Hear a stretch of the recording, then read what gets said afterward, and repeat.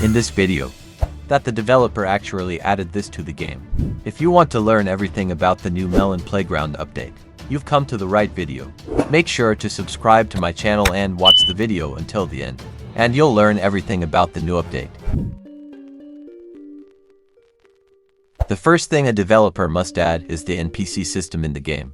Imagine that the characters in Melon Sandbox are finally coming to life, not just standing like mannequins, but actually thinking. Here is how the NPC concept looks in the Melon Playground.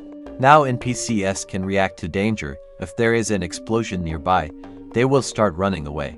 If they have a weapon, they will attack. And if there are several of them, they can even team up.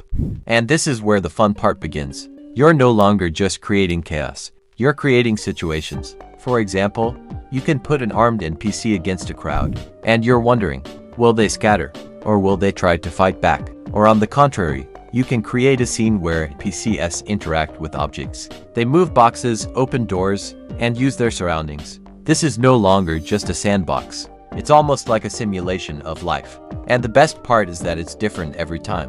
No two scenarios are the same. But if that sounds cool, wait, because the next concept gives you full control over the game.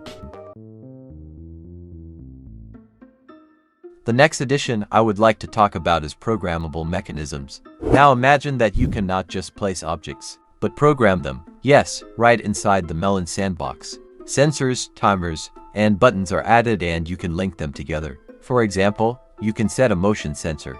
If someone passes by, a trap is activated.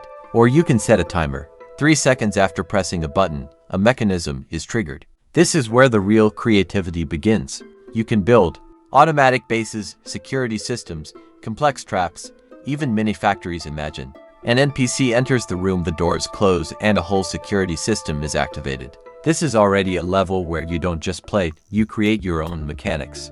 And the more complex your system is, the more interesting it is to see how it works. But if you think that this is the limit, then the next concept breaks everything at all. Mutations and experiments. This is really crazy. Imagine that mutations appear in Melon Sandbox. Special serums that change characters. One gives you strength, the other gives you speed, the third gives you regeneration. But the most interesting thing, you can combine them.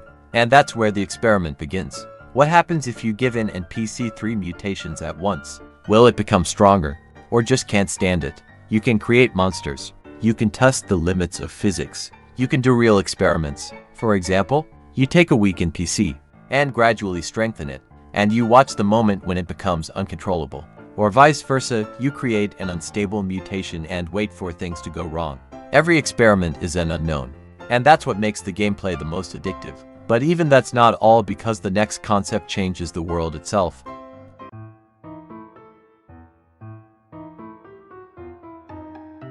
Realistic destructible worlds. There are currently some destructions in Melon Sandbox, but let's be honest, they're quite simple.